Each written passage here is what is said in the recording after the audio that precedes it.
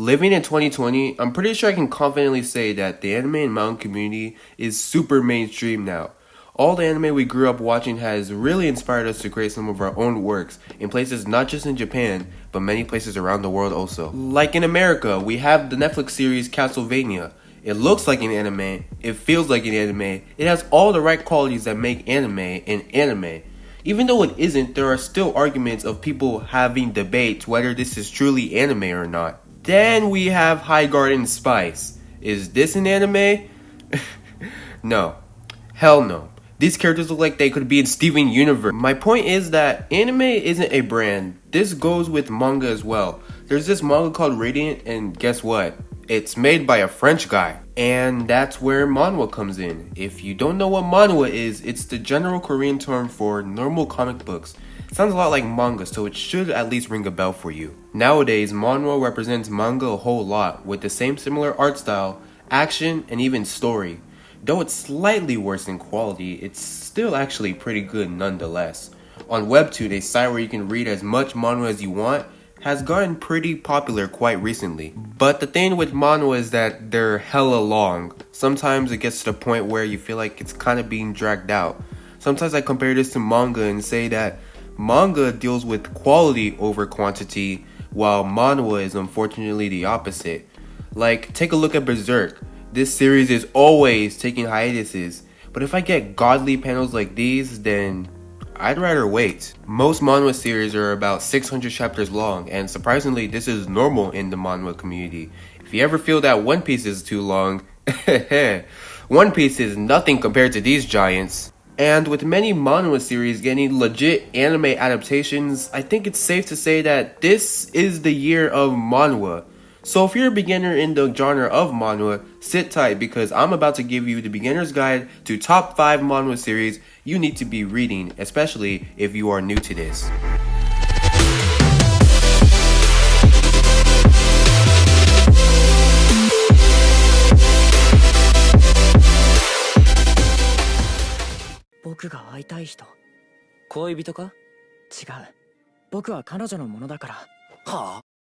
Look, you're a simp. Now, Tower of God is a manhwa series that has been in production since 2010, and with its anime adaptation just coming out this season, I refuse to read the manhwa right now. I've been hearing many good things about both ends of the spectrum, and I may just pick up the manhwa once the first season is over. The story follows a boy named Bam, who has been alone for his whole life until he met Rachel. The Tower of God is a tower willing to give you anything you desire once you climb it. So Rachel sets her eyes on climbing it, leaving Bam behind. But Bam doesn't want her to leave him behind, so he decides to climb the tower in hopes of seeing her again. Okay, now I know what you're thinking. Bam sounds like a simp! This dude is willing to climb a tower, not for money, not for immortality, just to see Rachel. So, it's a pretty fun time. Yes, I know Bam's motivations for climbing the tower seem rather stupid, but I'm willing to give this series a chance. It has over 400 chapters, so there must be a hint of character development somewhere. I hope. Bruh, this series is called The God of High School, but look at this dude. Look at him. He looks like that man who's gonna pull up at a convenience store at 4 a.m. asking for gummy worms. You can't tell me he's in high school.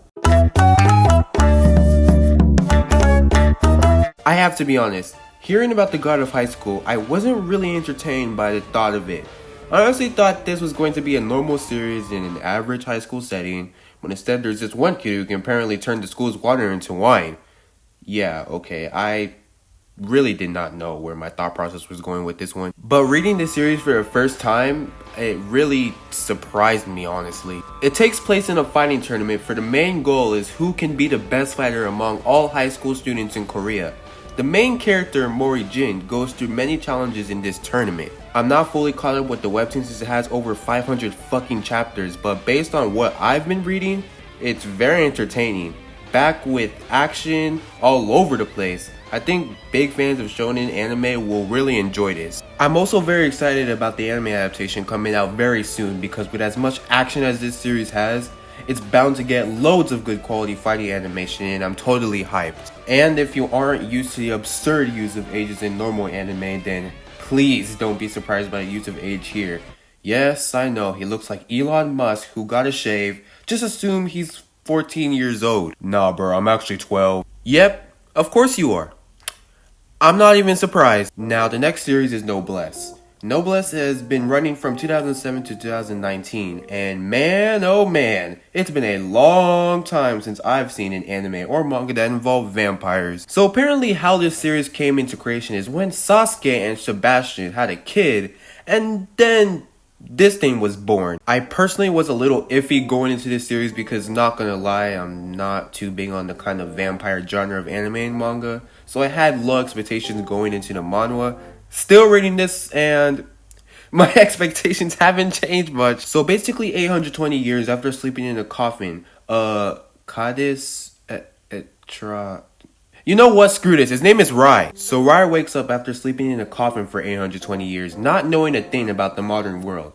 After barely figuring out his way in the new world, he stumbles upon the Yiran High School, where he meets his old student Frankenstein. And oh my god, look at that hair. Am I in a K-pop fangirl's wet dream or something? It was quite nice seeing Rai's small little adventure of trying to adjust to a more modern society. And after that, things really escalate forward as he gets conflict with other vampires from his past.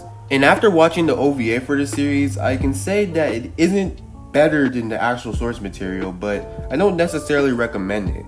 But the action is truly way above average, and it's not 100% that bad either. So I'd say read the manhwa first before watching the OVA. So besides all the males looking like a bunch of fucking K-pop stars, I would recommend Noblesse if you're a fan of stuff like Vampire Knight, Castlevania, and Black Butler. Alright guys, so I'm finally gonna start solo leveling.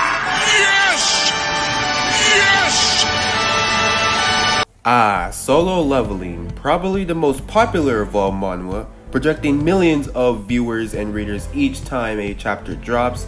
This series is the go-to when you're first getting introduced to manhwa. The art is so fantastic, the action is so good and epic. To be honest, what is there not to say about solo leveling that's already been said? So basically 10 years ago, there was something called the Gate, which connected the real world to the human world. This sounds like an isekai now, does it? Though the premise does have a little bit of isekai qualities, it isn't that at all. The main character, Sun Jin-woo, isn't an OP protagonist that can kill everyone without breaking a sweat. Well, at least not now. Well, I mean, he isn't getting a harem of girls who want his D. Well, that's odd. Okay, well, at least there isn't menu screams like literally every other isekai. Oh. Come on, it just looks cool, okay? At least he's better than Kirito. But Daiki, he has black hair like literally every other isekai protagonist. Out of pocket for that shit. Way out of pocket. In all seriousness, solo leveling is more of a breath of fresh air compared to all the other isekai we have. It's not the most original concept, but it also doesn't feel washed out and lackluster compared to other isekai. This is really mainly a series to get into if you're kinda tired of all the isekai being dropped every season, and I'm sure you'll enjoy it. Now, the last manhwa I wanted to talk about was Bastard. This was mainly my favorite out of all the 5 I've read, and it's mostly about the amount of suspense it has. Like, oh, this series is intense, my guy. Reading this really gave me chills on how dark this story can get. It follows Seon-jin, a boy whose life is filled with darkness and despair. It's just totally messed up. He gets bullied at school. His mother died. But the most scary thing in his life is his father, who is a serial killer, and he is basically the accomplice. They've both been doing this for a very long time, and one day they both set their eyes on a transfer student that just moved to Jiun's school. Yes, you heard me right. A full-fledged man has taken a liking to a transfer student who happens to be a young girl in a high school. Well, I think this is a good time to say FBI, open up! And after realizing this, Jin has to make a decision. To be a wimp like he's always been and kill her, or resent his father for once in his life and defeat him. It's a really great series that keeps you on the edge of your seat every chapter, and I'd recommend this series to anyone who are fans of dark and stuff with quite a bit of horror.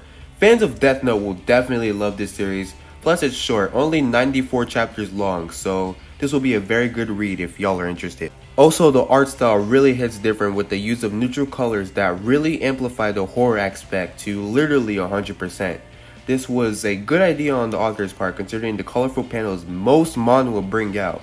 And if this series followed the same route, it really wouldn't be the same. So yeah, please read this manhwa. So yeah, you can watch your K-pop, you can eat your mukbang, but as long as you're a manhwa reader, I can totally respect you.